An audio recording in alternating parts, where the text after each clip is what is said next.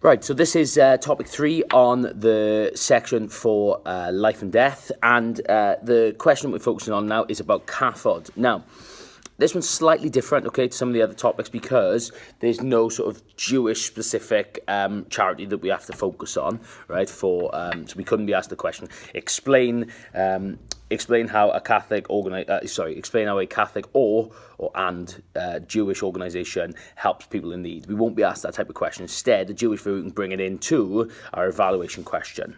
Now, for this, we need to know the causes of world debt. So it's a bit like a geography question, this one, all right? And some of the key things to remember is natural disasters, all right? The cost of cleanup or a loss of crops that are being sold, that type of thing, all right? Debt. Now, countries in the developing world, or an LEDC, all right, is the fact that what's called one of the things is that they will have debt that they repay in. They can only afford to pay off the interest. As a result of that, they're never able to get out of poverty. Another cause is war. The fact that war, the cost of funding a war, all right, but also the cleanup, that's going to have an impact too. Unfair trade, the idea that they're not being paid a fair amount for the products that they grow and sell. Okay, so they're never able to reinvest or to grow. Okay, thing. Another one is the HIV or AIDS. All right, in the developing world, that issues caused by HIV and AIDS are obviously far more common than in the Western world.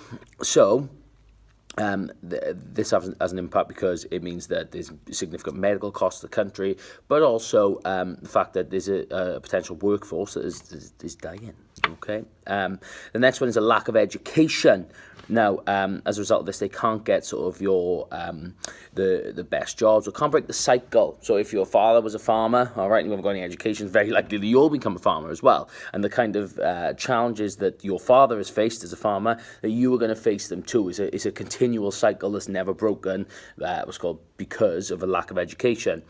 Another one is a lack of clean water, all right, it means the spread of malaria and typhoid, all right, and there's the increased medical costs that go with this, okay? That bell is, just ignore it. The next one is the relying on a single export, okay? So you've got the idea, again, if you're a farmer, say a farmer, you grow, I don't know, some sort of wheat, okay, some sort of crop, and there is drought or that there is flooding, well, all of your product, if you were just relying on that one item, all of your product is gone, okay, and you've got nothing else to trade. It means that all the money that you had tied up in that is now lost. So, as to sort of like counter this, there's the Catholic Agency for Overseas Development, all right, or to you and me, CAFOD, all right? So you could be asked to describe the role of CAFOD and about what they do. So one of the big what's called things they do is they aim to promote stewardship, okay? And they campaign for those in need, all right? So if we focus on the campaign for those in need, those in the developing world, their voice isn't heard, okay? So one of the things that charity aims to do is that they aim to speak out on behalf of them. And for example, one of the things that they support is the Make Poverty History campaign. Now, if you're a fan of Coldplay, all right, that Chris Martin, the lead singer of those, he takes an active role in this as well, all right? You'll always see that he'll have some logo on his clothes of the Make Poverty History logo, or he might be wearing a wristband, all right, that he's not a member of CAFOD, but he supports this initiative too. Another one is that they aim to promote global citizenship. It's based on the idea that we're all global neighbours and that we have the responsibility to love thy neighbour and to look after them. So that's one of the things that CAFOD aim to do, all right? And as a result of this, the type of thing they would do is that it might be that they introduce what's called that they have development programs. So it could be that if there's somebody who's developing just a single export, doing a farmer, that maybe that they would support them to be able to receive training so that they're able to have a a different way of farming. So for example, if they're a cattle farmer, training them or whatever on how to grow crops. All right, so it's that kind of idea, so they don't have to put all their eggs in one basket. Okay. Now, another way in which that CAFOD aim to help is the fact that you can link it to the ideas about the fact that they try and educate people. Okay. As a teacher, I've benefited from the resources that CAFOD has made. All right, so that I'm able to teach about it. Okay, so that's one of the things they do. They aim to educate people. So that could be in the developing world. All right, so the development programs, but also it could be in in our society in the UK, but the fact that they try and work with schools to be able to make an impact in that way. All right. Another one is about raising awareness. All right, raising awareness of issues. Okay, so once again, it's a similar kind of idea as campaigning, but another sort of way that they do it. They raise awareness through the fact that it could be promoting fair trade. Okay, fair trade, supporting fair trade initiatives. That helps to raise awareness in society. Okay. The other thing that you want to make sure that you mention the answer is the fact that CAFOD is based on the teachings of Jesus about showing love to others, all right? So, okay, I'm going to give you the idea of stewardship, all right? But also you've got then love thy neighbour, okay? You've got the golden rule. You've got the parable of the sheep and the goats. You've got the parable of the Good Samaritan, where you should look after those who are most in need, is sort of like the key message there.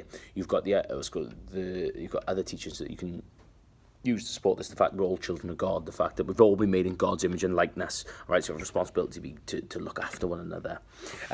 So if you have to explain how a Catholic organisation helps to promote people in need, right?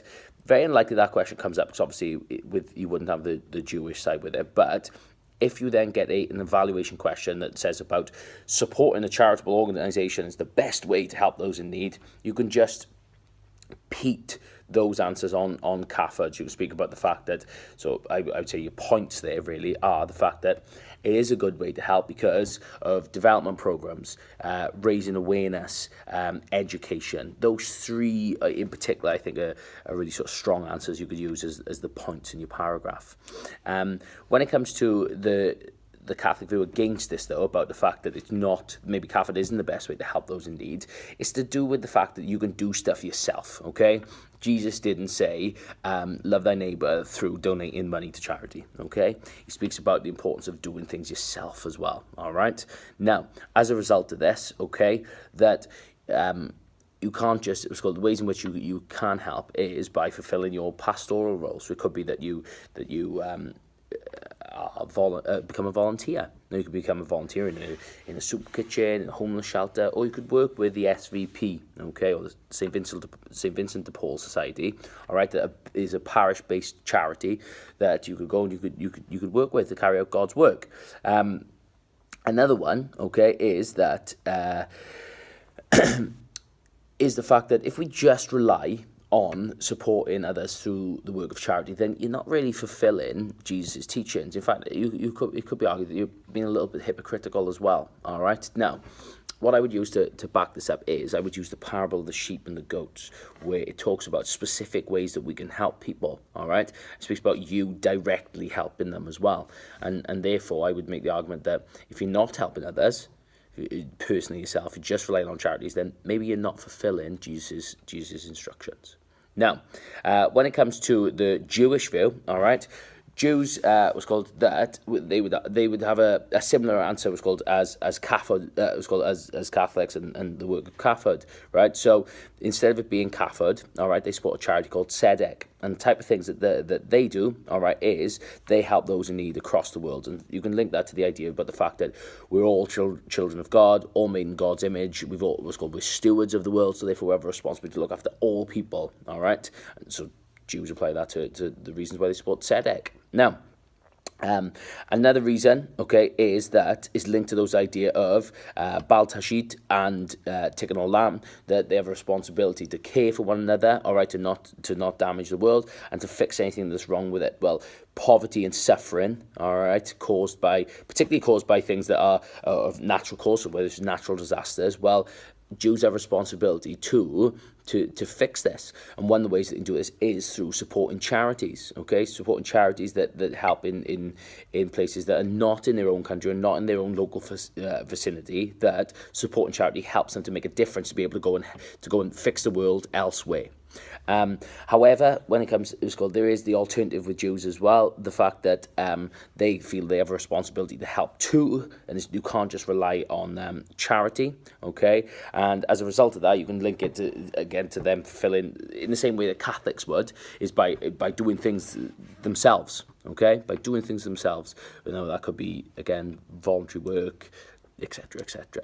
Now, because you're also going to have to include a humanist view or non-religious view, when it comes to humanists, they believe that we should look after one another because we have an environmental responsibility, okay? They believe in global citizenship. As a result of that, we have a responsibility to look after one another. So they support humanists for a better world, okay? That's their charity, if you want, right? That help people across the world. However, they too believe that we've got to get involved ourselves, okay? We've got to get involved in ourselves because there's suffering, there's pain all around us, and therefore we have a responsibility to go and to support our fellow man. Other non-religious reasons for not supporting charities is the fact that some charities are maybe not that trustworthy, okay? That there's been recently an Oxfam scandal, all right, where it's identified how Oxfam workers, instead of supporting others, that in fact that there's been accusations about the fact that instead of helping those who were forced into sex work, that they've actually been having sex with the prostitutes, okay? So they're abusing their position, and Oxfam's obviously a respected charity that's supported by the government in the UK, so therefore are all, even charities that are as reputable and respectable as Oxfam, if they are not always fulfilling their role, then can we trust any charity or all charities at all? So that's another sort of idea, okay? You've got the idea that some people think that it's not important to help others. The idea we've got to focus on ourselves and supporting our loved ones instead of supporting those in need. The kind of idea of charity starts at home, if you want, all right? That's not the greatest argument, but it is potentially one that you could use.